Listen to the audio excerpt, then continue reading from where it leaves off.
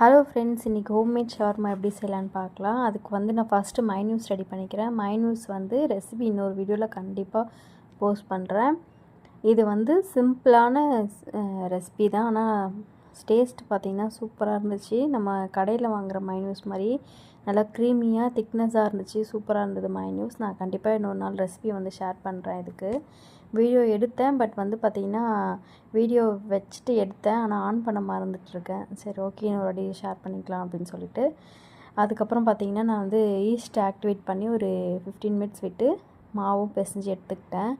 அப்புறம் இந்த உள்ள ஸ்டஃபிங்க்கு வந்து எண்ணெய் ஊற்றி இஞ்சி பூண்டு பேஸ்ட்டு மட்டும் போட்டு சிக்கன் வந்து பொடி பொடியாக கட் பண்ணி எடுத்துகிட்டு அதையும் வந்து நல்லா ரோஸ்ட் பண்ணி எடுத்துக்கிட்டேன். சிக்கன் வேக வந்து கொஞ்சம் ஒரு அரை டம்ளர் தண்ணி மட்டும் ஊற்றி நல்லா வந்து வேக வச்சா தான் அது சாஃப்ட்னஸ் கிடைக்கும்னு சொல்லிட்டு நல்லா வேக வச்சு எடுத்துக்கிட்டேன். மசாலா போட்டதுக்கப்புறமா நம்ம கோஸ் கட் பண்ணி வச்சுருக்கோம் இல்லையா, அந்த கோஸ் வந்து நம்ம